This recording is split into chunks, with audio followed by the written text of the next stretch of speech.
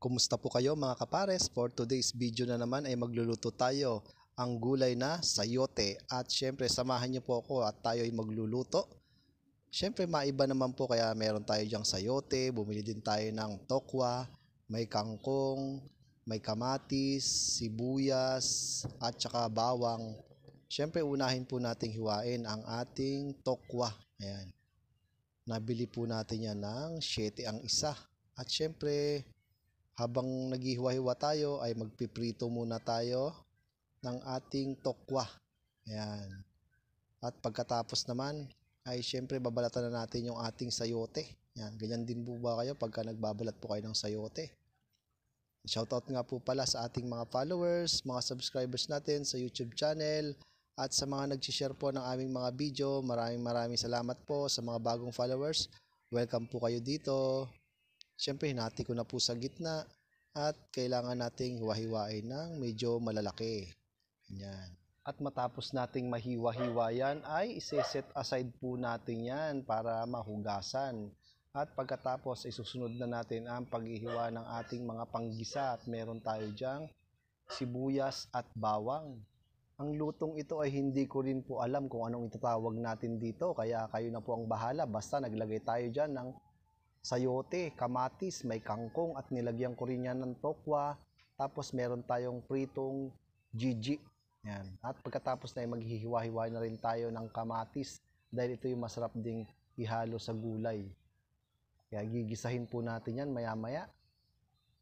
Yan. At pagkatapos naman susunod na rin natin yung pagtatanggal po ng ating kangkong dahil isa rin to sa masustansyang gulay.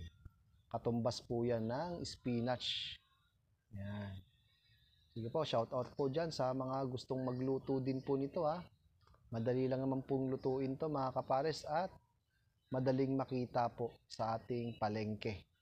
Pagkatapos yan, ihiwa-hiwain na rin natin yung ating tokwa.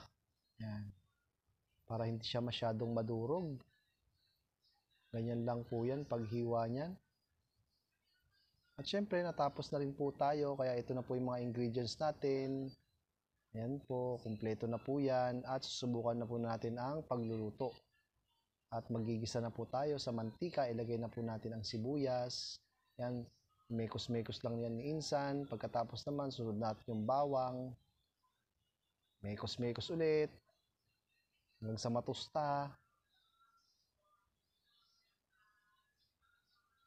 At ito na nga po yung kamatis, no? Gigisa rin natin yan at palalambutin natin hanggang kumatas. Yan. At kapag lumambot na siya mga kapares, ilagay na rin natin dyan yung sayote. At imekos-mekos ulit ni Insan. Yan, mekos-mekos lang. Pagkatapos maglalagay din tayo ng tubig. Kaya mga kapares, pwede nyo rin pong lutuin to sa inyong bahay. At sigurado magugustuhan nyo din po yung ganitong luto. Ayan, nagdagdag lang po ako ng asukal. At naglagay rin tayo ng patis. Kayo na pong bahala kung gaano karaming patis.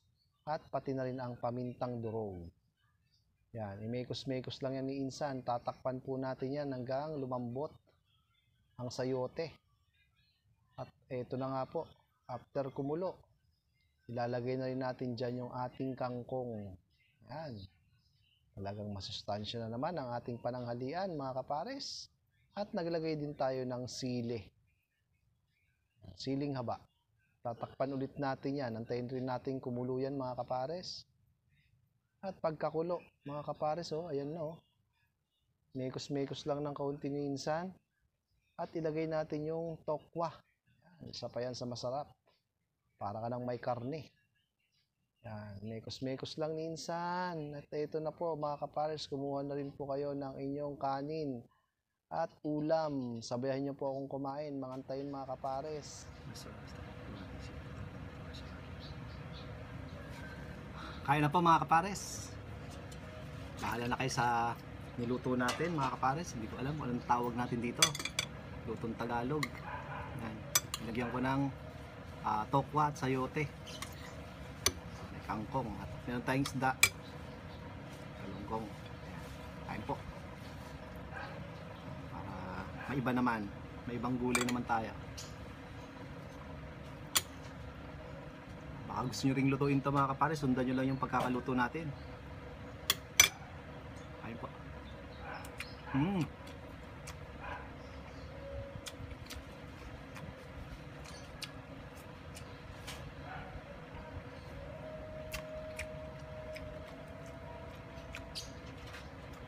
Yung kamatis talaga yung nagdala.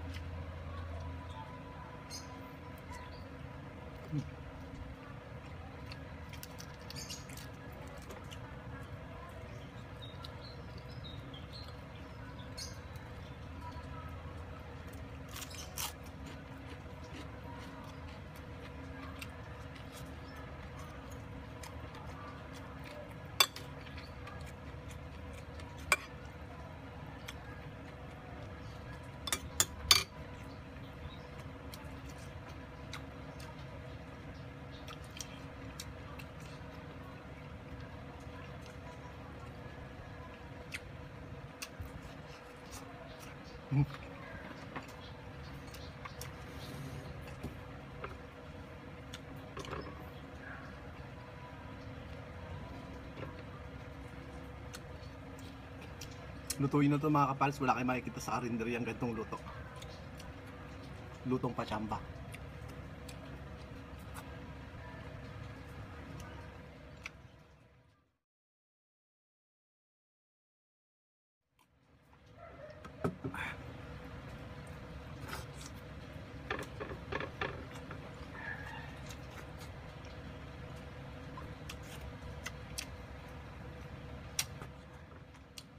Thank Lord, ubos na po yung kanin natin. Salamat po sa mga followers namin sa Facebook page, sa YouTube channel at sa mga nag-share po ng aming mga video. Maraming salamat po sa mga silent viewers at sa mga bagong followers po namin. Welcome po kayo dito. At ito po, baka gusto nyo pong lutuin yung luto natin mga kapares. Hanggang sa muli mga kapares.